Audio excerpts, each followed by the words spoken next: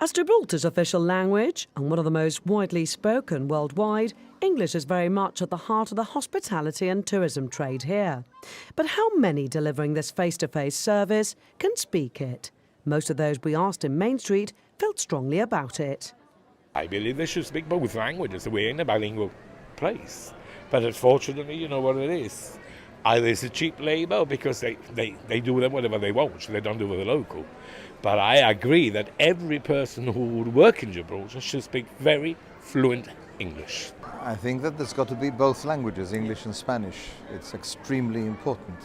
Not only the language, but it's the way that people deal with customers is essential, especially for the tourist industry. If not, we turn them away. We've just been to 3 shops and she was asking for food things they didn't know. They need somebody that can talk. I mean, I'm not saying they're not nice people, they are nice people. But for tourists, for everybody that comes shopping, you should have somebody that speaks English. It's very important that people should actually take some kind of a course to at least be able to understand what people want. I think it's very important. English is very important in this sector because Gibraltar relies heavily on tourism and the international language of tourism is in fact English. So it doesn't matter which nationality you're from. If you go into a shop on Main Street and you want to buy something and English isn't spoken, I think both the customer and the person who's working in the shop can feel very frustrated. And often people think that people are being rude when in fact it's just a language issue. And we are an overseas territory and English is the official language of Gibraltar. The Language Centre has been running since June, with its core focus on offering English for the professional sector. The university says it's carried out market research to establish the language needs of the community.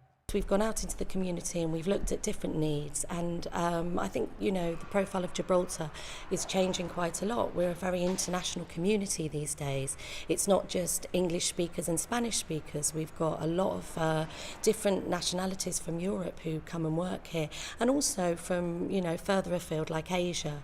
So we've been out into the market and we've looked at the needs. So should it be down to the employer to ensure the service is delivered through its employees? For example, I think that if a business is wise, they will understand that their employees need to speak English. And I think that employers need to invest in their workforce. And in turn, that will create a positive outcome for the businesses because ultimately, with good customer care, profits will increase. The Federation of Small Businesses says staff should be able to speak it fluently. It adds sometimes candidates may have no official qualifications and speak the language very well, with the opposite too.